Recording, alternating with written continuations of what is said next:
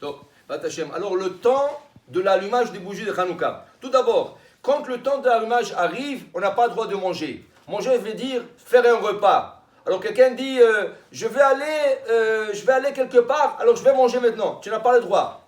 Une demi-heure déjà avant la mitzvah, nous sommes déjà ligotés par la mitzvah et nous ne pouvons plus manger. Ce soit pour le Shema Arvit, tu dois faire Arvit, tu ne peux pas manger avant Arvit. Que ce soit n'importe quelle mitzvah, Bdikat Hametz, à Pesach, tu ne peux pas manger. Tu dois manger, ça veut dire un repas. Mais si tu veux grignoter, tu veux prendre un fruit, tu veux prendre un biscuit, il n'y a pas de problème. Okay? Maintenant, c'est quoi le vrai temps de l'allumage de Hanouka? Zman Adlaka ou Betset HaKochavim, c'est avec la sortie des étoiles. Sortie des étoiles, normalement, dans un pays normal où le jour et la nuit sont presque pareils, c'est à peu près 13 minutes et demie, 15 minutes, 18 minutes après le coucher de soleil.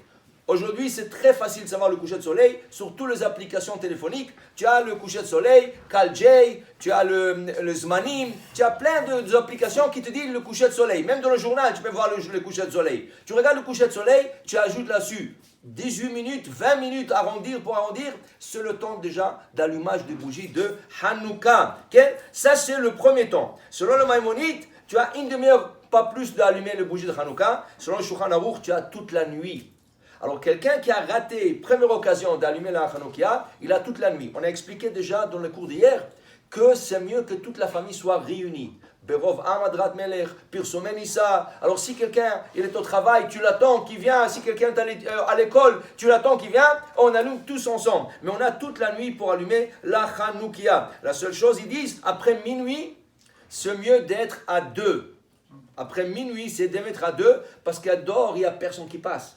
Okay? Alors même si on n'allume pas peut-être dans la fenêtre, mais il faut quelqu'un pour propager le nest. A priori, a posteriori, s'il n'y a pas une autre personne avec toi pour allumer la Hanouka, après minuit, tu peux l'allumer seul, va filou le varech et même faire la beracha. Maintenant, on va parler de l'allumage de vendredi après-midi. On sait que toutes les prières que nous avons, Shachrit, Mincha, Arvit, sont instaurées contre, ça veut dire à cause de sacrifices qu'on n'a plus. Il y avait deux sacrifices quotidiens. Le sacrifice du matin est remplacé par Shachrit. Le sacrifice ben Arbaim de l'après-midi est remplacé par Mincha. Qu'est-ce qui reste? Arvit. Arvit, c'est le sacrifice de Mincha qui a été posé sur le feu et s'est consumé pendant toute la nuit sur le sacrifice de Arvit. À cause de cela, si nos prières ils sont instaurées à cause de sacrifices, il faut voir dans le service de Beth Amikdash qu'est-ce qu'on faisait. On faisait le sacrifice de l'après-midi, qui était le dernier sacrifice. On ne pouvait plus emmener des sacrifices. Mais après cela, on a le Kohen, il allumait la menorah. Donc, disent les commentateurs, c'est mieux de faire mincha et après allumer la menorah.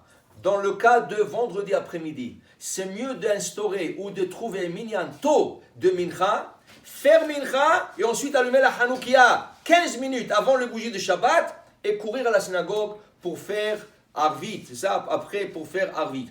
A priori, a posteriori, celui qui n'a pas trouvé un mincha qui est tôt, il pourra aussi faire mincha après l'allumage chez lui. Il allume les bougies de Hanouka chez lui et il vient à la synagogue pour faire l'allumage de la Hanoukia. Okay? Alors c'est mieux vendredi après-midi de faire mincha et ensuite allumer la Hanoukia. Baruch Adonai Le'olam. Amen.